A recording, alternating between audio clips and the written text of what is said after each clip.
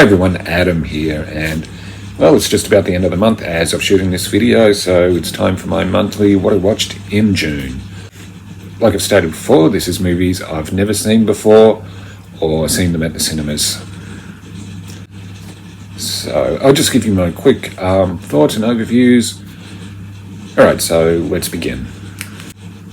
On the 2nd of June, I saw The Boogeyman. This is a horror movie based on a Stephen King story. I gotta be honest, I barely remember it. So, in my opinion, it's not the most memorable. I don't think I hated it, but I didn't love it either. I think it was just in the okay from what I'm trying to remember. But here's a synopsis anyway. It's not real, it's not real, it's not real. Still reeling from the tragic death of their mother, a teenage girl, and her younger sister find themselves plagued by a sadistic presence in their house and struggle to get their grieving family to pay attention before it's too late. So like I said, I can't say too much because I barely remember this movie and only saw it just under a month ago. So yeah, so I'd say I must have thought it was pretty average and not that memorable. On the 4th of June, I watched Spider-Man Across the Spider-Verse, of course, the sequel to Into the Spider-Verse. I thought this was excellent. Like the first one, it uses different forms of animation, but tells a really well-told story and excellent vocal performances and a few surprises. I actually thought this was better than the original. I think the original was a really good Spider-Man movie. This, like most sequels, it goes bigger. It is longer than the original, but it doesn't drag. And the synopsis is, it's how you wear the mask that matters.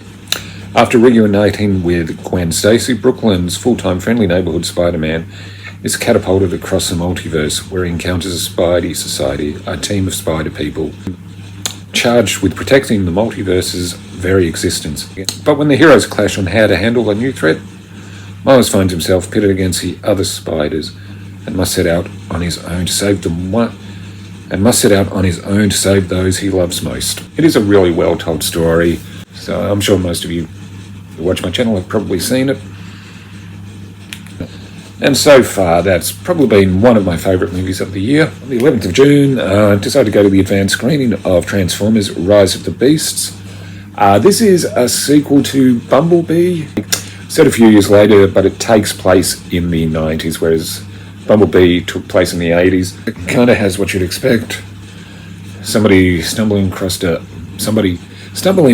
a Transformer and then getting interwoven into all the Transformers action. So it doesn't really do anything too different. It doesn't have the heart of Bumblebee. I thought that one actually felt like what a Transformers movie should be. And I really did like the character of Charlie from Bumblebee, but she wasn't brought back. Yeah, I mean, the thing is, it's kind of what you'd expect. It's not awful, not like some of the other Transformers sequels, which just got really bad. This one, I put on it's entertaining enough, if not great. If you're after something undemanding, yeah, I'd say go see it. But still, to me, the best Transformers movies have been original and Bumblebee. But this one does take elements from the Transformers animated movie as well. On the 16th, I saw The Flash. I didn't think it was too bad. I actually had a good time with this, even though it's pretty much been called one of the worst DC movies, which I don't think it is. I was entertained, but there is some of the special effects are a bit dodgy, but that didn't bother me too much. And it was good to see Michael Keaton back as Batman. Due to the multiverse that happens. I mean, it has entertainment value, that's for sure. But it's like I said, there are some people saying it's awful, but I don't think it's awful. Okay, here's a synopsis. When his attempt to save his family inadvertently alters the future, Barry Allen becomes trapped in a reality in which General Zod has returned and there are no superheroes to turn to.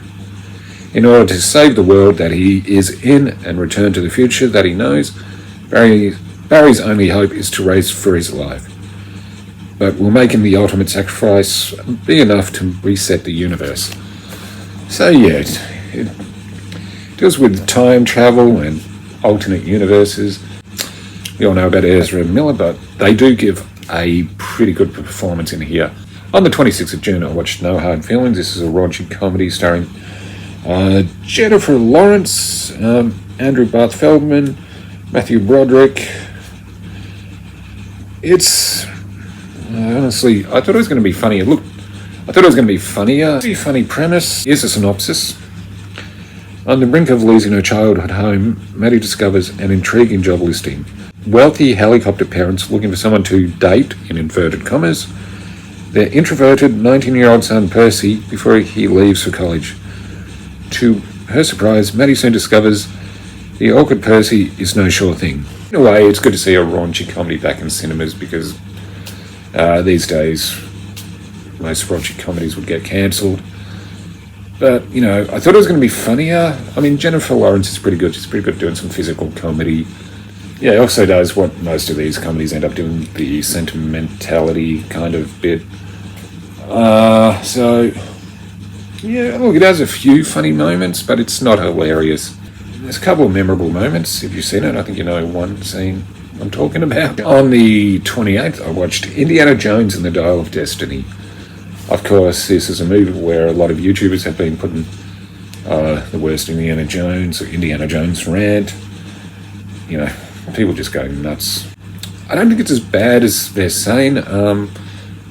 It's not perfect, it's not great, no movie is, but I still had a good time. I'd say one of the criticisms, and it's a very minor criticism, it's probably a bit longer than it needs to be. There's still some decent action scenes. Now, Harrison Ford does a great job as Indy, also playing on the fact he's an old man. Give it a chance, don't go by what people are saying on YouTube or whatever. See it for yourself, make up your own mind. That's the best way to see a movie like this. But look, I've been a fan since I saw Raiders of the Lost Ark in the cinemas years and years and years ago. Is it as good as the original trilogy? No, I think it's better than Kingdom of the Crystal Skull.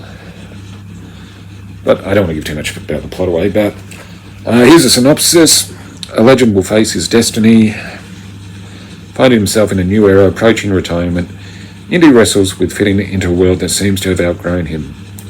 But as the tentacles of an all-too-familiar evil return in the form of an old rival, Indy must don his hat and pick up his whip once more to make sure an ancient and powerful artifact doesn't fall into the wrong hands. I mean, it's good they bring a couple of legacy characters back. I mean, oh no, fan service. I keep saying I don't get the complaints about fan service. I think it's good, if not great. I mean, that's the best way. Don't expect it to top probably the original trilogy. But still, there is some entertainment value and some decent and some fun moments. So that's going to wrap it up for what I watched in June. All my opinions, my own. Feel free to disagree, as I always say. Like, comment, subscribe. I'm Adam, and I'll see you again soon.